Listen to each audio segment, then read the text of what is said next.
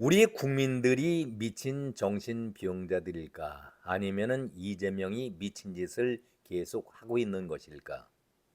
어제 이재명이 민주당 대선 후보로 확정되고 본선 후보로 표몰이를 위해서 동작동 국립희원중원을 찾았습니다.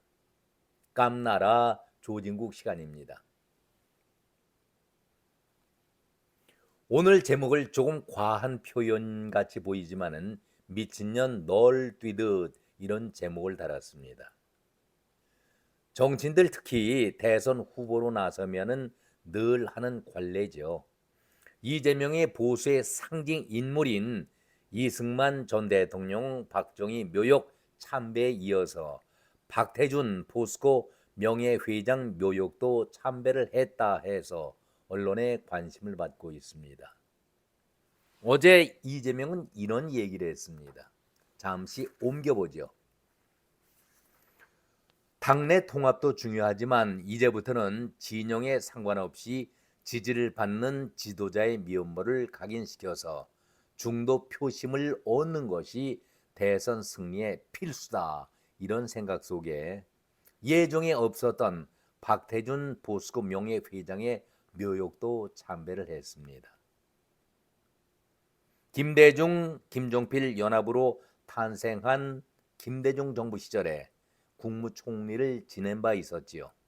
정치 세력 간의 통합을 상징적으로 보여주는 그런 인물이기 때문에 박태준 전 회장을 찾은 모양인데, 글쎄요, 현충원을 찾았을 때에 좌우를 뛰어넘어서 통합을 실현하겠다, 이재명의 의중을 그대로 반영시켰다라고 얘기를 하고 있는데, 대선 후보 수락연설에서 통합을 14번씩이나 외치지 않았습니까?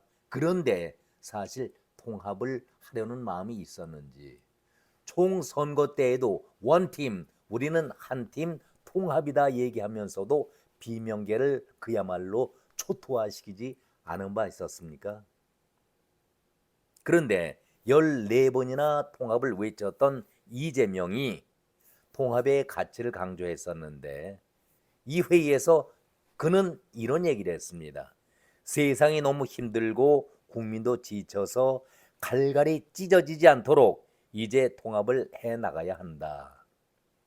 그 통합은 자기 필요할 때만 나타나는 것인지 모르겠습니다만은 민주당의 후보이기도 하지만 나는 동시에 우리 온 국민의 후보가 되도록 노력을 하겠다. 아주 말이야 번듯하지요. 그런데 이재명 말에는 항상 뒤따르는 것이 있죠. 숨소리 빼놓고서는 믿지 못할 거짓말이다. 박근혜 대통령 존경한다고 했더니 진짜로 존경한다. 그렇게 알고 있다.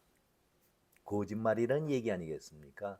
이것이 이재명이 그야말로 이 세상을 떠나는 그날까지 정치인 이재명에 따라다니는 그런 별칭 아닌가, 저는 그런 생각을 가져봅니다. 아무튼 이재명은 아주 수사력은 대단했습니다. 말은 번드르르하게 했었는데 이 시점에서 무슨 말인들 못하겠습니까? 대통령이 될 수가 있다라면은 감방을 가지 않을 것이고, 8개 사건 12개 혐의, 지금 5개 재판을 받고 있는데 이 모든 것을 깡그리 없앨 수 있는 절호의 기회인데, 간이라도 빼줄 수 있다라면은 빼주고라도 표를 얻어야 되지 않겠는가? 이것이 이재명의 속내 아니겠습니까? 표만 얻을 수 있다라면은 무엇인들 무슨 말인들 못하겠는가? 이것이 이재명의 그동안의 정치 표현 아니겠습니까? 제가 가끔 인용합니다마는 중국의 전통 무용극이 있죠. 변검술이라는 그런 전통극이 있는데, 가면을 수시로 바꿔 쓰면서 순간적으로 자신을 감추는 그런 연기 아니겠습니까? 그것이 중국의 인기 있는 전통극인데, 우리 정치에서도 이렇게 변검술에 능한 정치꾼들이 많이 있죠. 철저히 자기를 위장하고 감추는 데에 뛰어난 위선자들이 몇 명 있습니다. 거의 모두가 그런 형태지만은 그래도 특히 눈에 띄는 그런 변검술사 정치꾼들이 있습니다. 이재명, 홍준표 그리고 이준석 꼽을 수가 있겠죠. 대표적인 위선자고 가정을 떠는 그러한 사기꾼들에 가까운 인간들 아니겠습니까? 이재명이 엊그제 대표 수락 연설에서 통합을 14번씩이나 외쳤다 이렇게 말씀을 드렸는데 통합을 내세우면서도 늘 뒤통수를 때려온 인물이 바로 이재명 아니었습니까? 바로 얼마 전이죠. 지난달 말 삼성의 이재용 회장을 만나서 뭐라고 얘기했었습니까? 저는 그때의 그 말을 다시 한번 인용을 해 보도록 하겠습니다. 삼성에 방문하게 돼 영광이다. 기업이 잘 돼야 나라가 잘 되고 삼성이 잘 살아야 삼성에 투자한 사람들도 잘 산다. 이런 아주 독담을 펼쳤습니다. 글로벌 경쟁이 격화된 세상이라 대기업들의 국제 경쟁력을 키우는 것이 정말로 중요하다. 삼성이 현재의 어려움을 잘 이겨내고 이 과정에서 훌륭한 생태계가 새롭게 만들어지고 사람들이 함께 과실을 누리면서 새로운 세상을 확실하게 열어가기를 기대한다. 모두를 위한 삼성이 되기를 바라고 경제 성장에 지금까지 해왔던 것처럼 견인차 역할을 잘해주기를 부탁한다. 이런 덕담을 이재용 회장에게 남긴 것이 지난달 말이었습니다. 그런데 8년 전에는 어떠한 말을 이재명이 했습니까? 이재용 구속을 반드시 해야 한다. 재벌 해체에 가장 강한 목소리를 냈던 사람이 이재명 아니었었습니까? 이재용 부회장을 당시 부회장을 구속해야 하고 죄값을 정확하게 치르도록 해야 한다. 한때 한국의 성장을 이끌었던 재벌 체계는 더 이상 한국의 성장 동력이 아니다.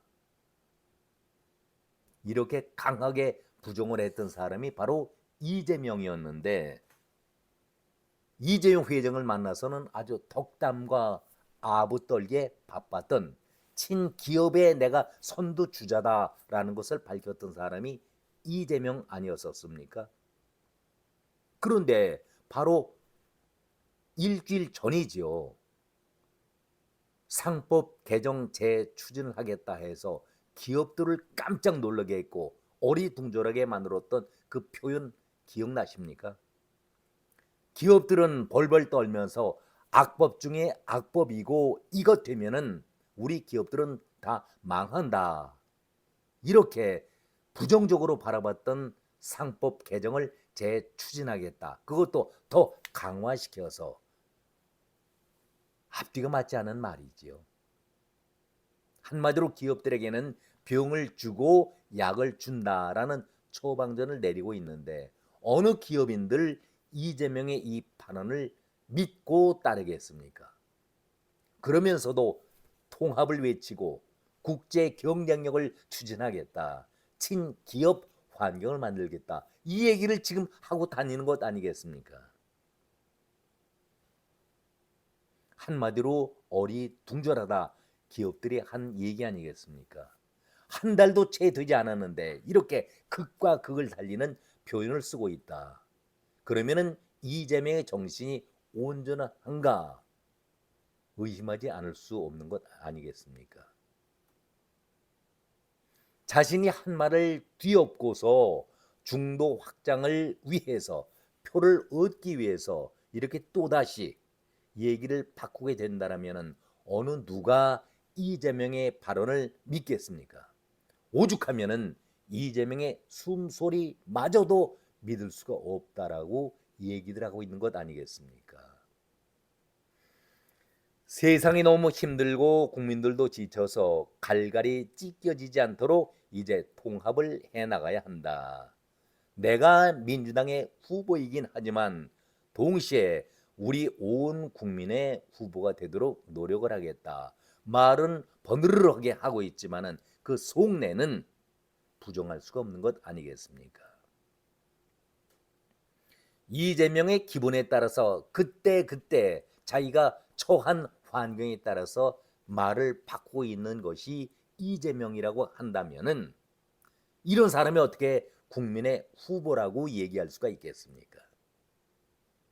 우리 국민들은 전과 사범의 재판을 받고 있는 그런 중범죄인을 대통령 만들 생각은 추호도 없다라는 말씀을 드리겠습니다.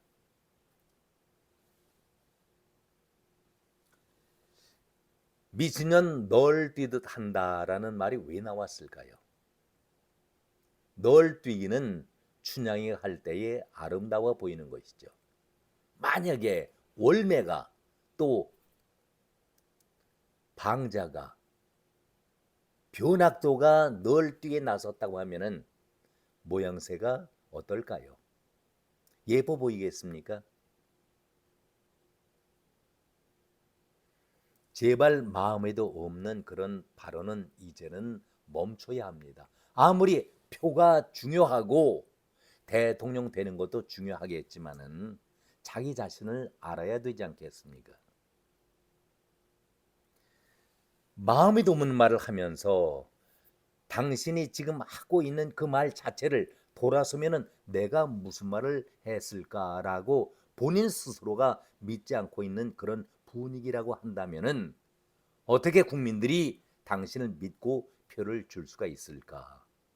대단히 위험스러운 인물이다. 이런 생각을 하지 않을까요? 결론입니다.